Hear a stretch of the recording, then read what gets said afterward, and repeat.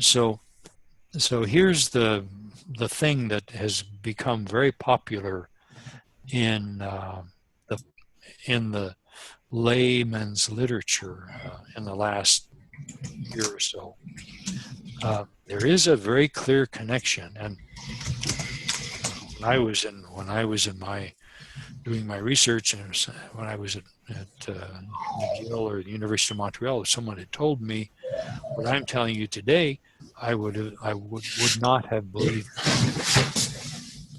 And yet, in the last couple of years, it's become quite clear. There's a lot of scientific evidence for a very clear connection between diet, microbiome, and the brain. And the microbiome, I'll define in the next slide. That's all the bacteria in your body or on your body. I'll come right back to it. Okay, so the human microbiome, what is it? It's a collection of all of the microorganisms living in association with the human body, and most of them are in the gut. There's about 3 pounds of them in your gut. There's more bacteria on your skin and on all of your mucosal membranes. There's something like 700 different species of bacteria that live in the normal oral cavity. In your mouth, there's hundreds of bacteria that essentially don't do any harm because one of them kills its neighbor, and they kind of maintain a kind of a equilibrium in there. But there's in total, there's about 3 pounds of organisms, mostly in your gut, that are bacteria and viruses that are normal, and they're part of this environment that is in and around our body. There's so many different kinds of bacteria that they have more genes than a human being does. There's about 1,000 more, there's 10 times more cells than in the human body, and about 1,000 more genes in your gut than there is in the human genome. And as I said, they're generally not very harmful, and in fact, they do some good. They make some of the vitamins. Some of the vitamins we don't get from our food, but the bacteria break it down from the things we eat. And the bacteria, by being there and giving off the chemicals that bacteria do, they teach our immune system to recognize dangerous invaders, and they trigger the white blood cells to come and attack the bad ones. And they also do produce some anti-inflammatory compounds that fight off other diseases. And here, this link is a very interesting summary of the National Institutes of Health is promoting research on these microbes that are in our digestive system. And some of the things that they've learned are fascinating. It's a website that I recommend you take a few minutes to look at.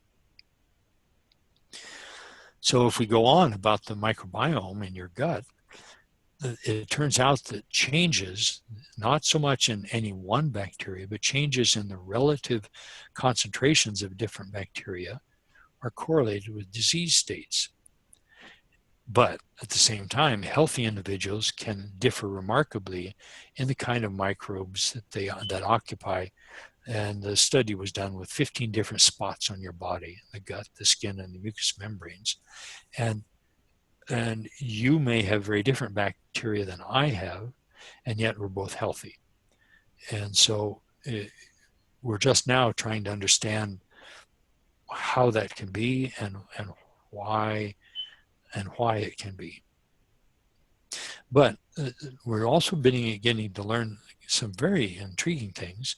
For example, mice with certain gut bacteria are more anxious than others that don't have those bacteria. And then if you take those bacteria and put them into a mouse that was not anxious, it becomes anxious. So that was really kind of the first clue that what's in our intestines can have an effect upon behavior and perhaps on our brain. And some of the bacteria actually produce neurochemicals that can affect the brain, like serotonin, for example.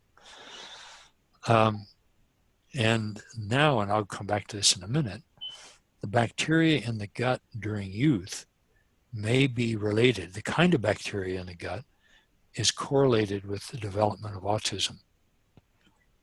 And other studies have shown there's a correlation with depression and other patterns of bacteria. Here's a review here, this paper in 2006. Again, I'm happy to send it on if anybody wants to read about it. So let me summarize all that with a picture. How can the brain, how are the brain and the gut, which is down here at the bottom, all these funny little things are supposed to be the bacteria. And the inside of the gut are the bacteria and our food also, and they're busy digesting our food. And separated from the body, the bacteria is separated from the body by the intestinal wall. And it has this little very rough surface that actually absorbs the nutrients, but at the same time keeps out the bad bacteria. And so in the connection between these bacteria and our brain are roughly four different ways. One is that there are hormones. The lining of our gut actually produces hormones that go into the circulation. I mentioned 5-hydroxytryptamine, but there's also dopamine and a number of other chemicals that go into the circulation and end up affecting our brain. Remember I talked about the cytokines and the interleukins. They are produced by the gut, and they too can go into the circulation and affect our brain. Actually the bacteria then also make some molecules, the 5-hydroxytryptamine, that's serotonin, fatty acids, and I'll come back to the fatty acids because it's relevant to this recent paper. And those too go into the circulation, and they're treated by the fatty acids are handled mostly by the liver, but some of them go into our circulation, and they too seem to be able to affect our brain. Now, the gut itself has essentially its own nervous system. It has a bunch of nerves, and these nerves send connections to the brainstem and along the vagus nerve, and the vagus nerve can also influence our brain. Well, you've all become sick from eating something that you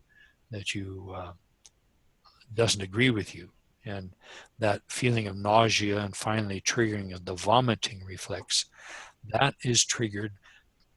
The toxins in the gut are sensed by these neurons, sent up to the reflex center in the brain stem, and you get this horrible nausea feeling and you begin to vomit. All of that is a reflex triggered by nerves that come from your gut. And then the brain itself can also influence the activity in the gut. The vagus nerve also has messages that come from the brain and go to the gut, and it can increase the speed at which things pass through the gut.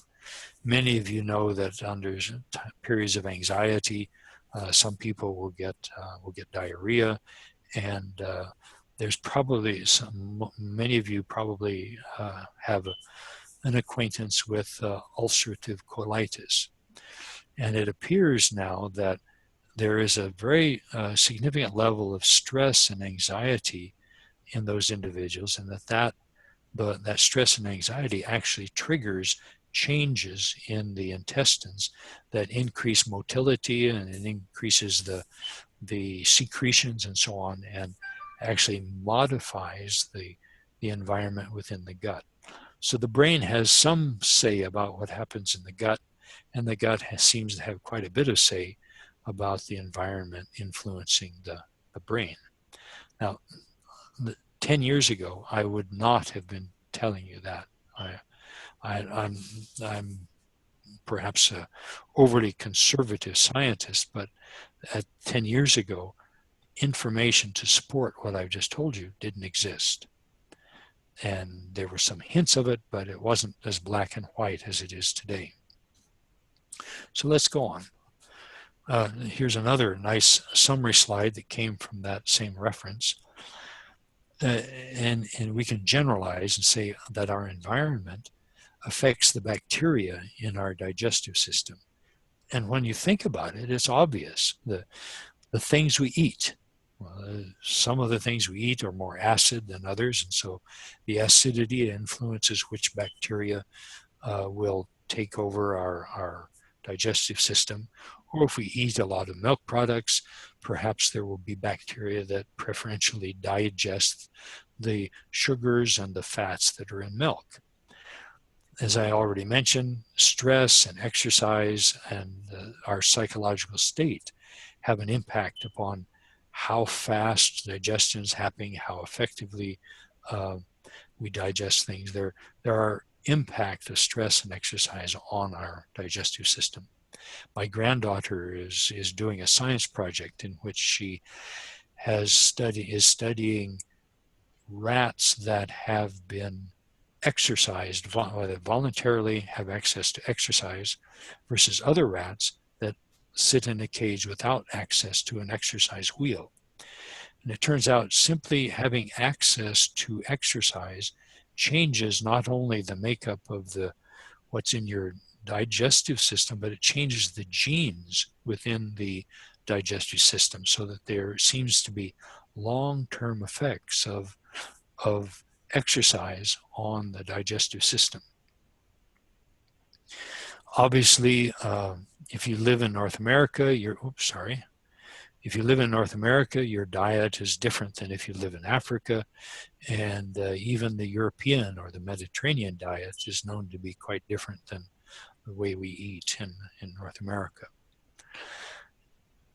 Our experiences as infants at birth, we get exposed. If it turns out that even the birthing process, the children that are born by cesarean section have different bacteria in their colon and on their skin than babies that are born through the vaginal canal. And those that are born by cesarean section tend to have more allergies. They tend to be more likely to get certain infections. And so now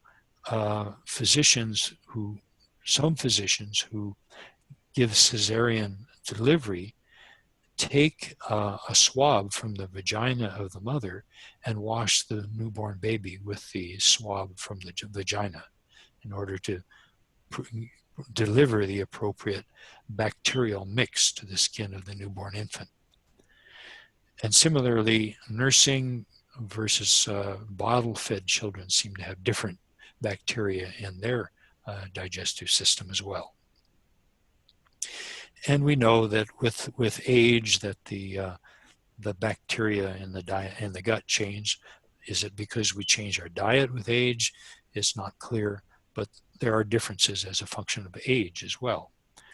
So we're just now learning over the last few decades that though all those bacteria that accompany us throughout life are fascinating and have a very big impact upon our lives. So instead of boring you with more data, I've taken the summary of some research from a professor at Dalhousie. The arguments that autism as a connection to the bacteria in the gut. There's a correlation between the makeup of the microbiome and autism. People with autism seem to have more Clostridium bacteria and a bacterium called desulfovibrio bacteria. And they also have high rates of gastrointestinal problems. If you deliver certain kinds of acids into the brains of mice, this acid is a metabolite of the bacteria that's found in autism, guts of autistic people. You can produce in mice the behavior that is, well, it's used as a model of autism. It's not autism, but it's autistic behavior, it's called, in mice. Or you can extract it from the stool of people with autism and give it to mice and cause autistic symptoms. And if you try to change the bacteria in the autistic person, it seems to, in one small human study, it seems to improve the behavior of autistic people. And there's a similar set of evidence now for depression. People with depression have altered microbiomes, and they often have a lot of gastrointestinal complaints. The bacterial products called lipopolysaccharides can induce not even the bacteria, just kill the bacteria, but take their cell membranes. That's where the LPS is. It can induce depression in humans, and you can prevent it by the same way you would treat depression anyway, with antidepressants or with probiotics. And when people become depressed, their hormones change, and the hypothalamic pituitary axis, it's called, the hormones that are released in depression are different than the ones in normal individuals. And if you give probiotics to rats, you can reverse some of those symptoms. And probiotics in humans show benefits of mood, distress, and reaction. And so you can improve the ability of humans to cope with distress by changing their diet, which is, well, remarkable. And this data was all put together by a woman named Zenobia Urseliak, and she's a practicing psychiatrist at Dalhousie. And she then makes the general conclusion that the microbiome plays a role in communication between the gut and the brain. And it could be its immune cells, its bacterial metabolites, it's the vagus nerve, and its hormones. The data are they're still very preliminary, but the gut microbiome and diet may play a role in the pathogenesis of several psychiatric illnesses. I just went over autism and depression, and there are also some data for schizophrenia. And her feeling is that very quickly we need to get to clinical trials to evaluate whether or not the bacteria in our gut can help treat some of these disorders by putting normal distributions or some kind of dietary intervention or probiotics. Can that help these neurological disorders? So now if we bring this back to Parkinsonism, can we change the balance with diet? And that's where I was going to leave it. And just this last, couple of days ago, I came across a paper that was published on December 2nd that says gut microbiota regulate motor deficits and neuroinflammation in the model of Parkinson's disease.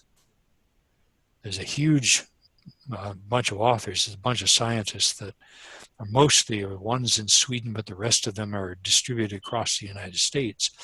And they published a paper in Cell where they have used mice, and here they're genetically modified mice that produce an excessive amount of alpha-synuclein, and it gets misfolded, and these mice develop what looks like Parkinsonism.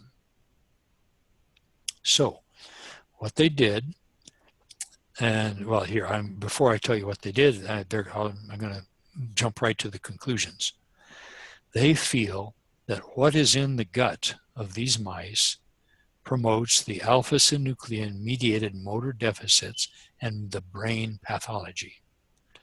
If they take the bacteria out of the gut, then the microglia are less activated. They're less likely to attack the mouse's own neurons. And so what is it in the gut that is triggering this. And here, this is an abbreviation, but this SCFA stands for short chain fatty acids. And Lanny was, I alluded to this earlier. Here's fatty acids 2 days ago or 3 days ago has been correlated or associated with activating microglia and enhancing the symptoms of Parkinson's disease in this mouse. Then if you take the bacteria from the gut of Parkinson patients and put them into these mice, they get enhanced motor dysfunction. Isn't that amazing? It is. So here, let me, just to fill that's incredible. It is incredible. And so Lanny, it's not your imagination. Perhaps there's some fatty acids there that you didn't need. Yeah, maybe. Yeah. Okay, so here's the same story as a picture, and then I've got one more slide that kind of lays out the steps they did. They draw a human brain, but I emphasize again that it's a mouse. It's a mouse that's been modified genetically to produce huge amounts of alpha-synuclein. So if you have the typical bacteria in the gut of the mouse, there's some short-chain fatty acids that get into the circulation, and there's some weak activation of the microglia, and you get some motor function and pathology. And that's the typical mouse. That's the mouse that they've been using as their Parkinson model for years. So they by cesarean birth, they delivered mice that had no germs. They raised them, but they were germ free. They didn't get any germs in their gut. It turns out there's some other problems. They don't get the right vitamins and they're not very healthy, but they stay alive. And so, but they don't produce any of these short chain fatty acids, and the microglia are less reactive, and there is little or no symptoms of Parkinsonism in the mice. Then in these mice that were germ-free, or actually I don't know whether it was a typical one or whether it was a germ-free, but because I didn't read that part, but they take the bacteria from the gut of Parkinson's disease. They had the, it's kind of messy, but they had the fecal material from Parkinson patients in Michigan shipped to California, and they put it in the mice. Then they had enhanced motor dysfunction. They had more Parkinson's symptoms.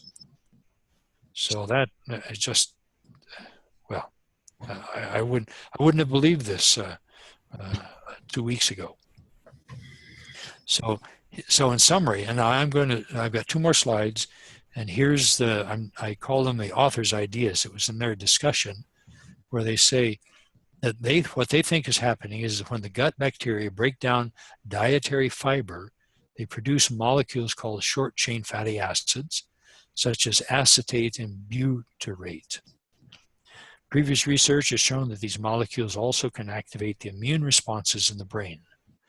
The authors hypothesized that an imbalance in the level of the short-chain fatty acids can regulate brain inflammation and other symptoms of Parkinson's disease.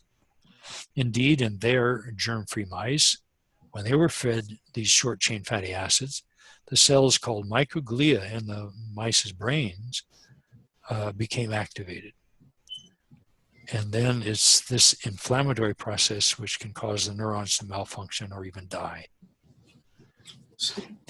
And they went on to say that for many neurological conditions, the conventional treatment approach is to get a drug into the brain.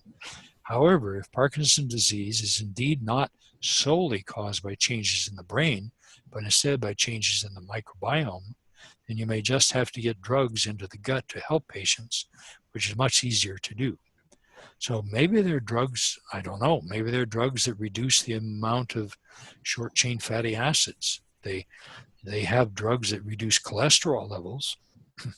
Such drugs could be designed to modulate short-chain fatty acid levels, deliver beneficial probiotics, or remove harmful organism. And they conclude with this sentence that this new concept may lead to safer therapies with fewer side effects compared with current therapies. And that's it. Pretty good. Isn't My that gosh. that's an amazing, amazing story. So just to summarize, the short chain fatty acids trigger more microglial to attack the cells as unhealthy, and therefore more of the dopamine neurons die. Is that Exactly? That's it. Is that the sentence in a nutshell? That's it. That's it in a nutshell. So it'd be wise to find out what kind of foods are short chain fatty acids. That's right. That exactly. And I think that I don't think that I'm the person to do that. But I think that there are nutritionists who should know how to do those kinds of things. But you're absolutely right. I mean, if I were you, I'd start learning about how short chain fatty acids are made and how to I don't know, how to block them or something. That's where this diet comes into effect there, Peter. Like I think I mentioned before, that ketonic diet, or Yes. Yeah. So is that a short chain? I assume it's a long. I assume the opposite is long chain. Is that right? Just a minute. I'm going to search on Google for a bit here. Sorry, what did you say? I was just going to say that I'm sure this is worth a good web search to find out more about this. But that connection is first of all very timely for a talk, but also very, very serendipitous. Yes, I mean it just happened. Let's see. Here we go. Is this the one? I think it takes somebody to make those connections. Wow. Well, here we go. Okay. Here, can you see my screen again? Yes. Okay, because you said something about short and long chain fatty acids. There was just a.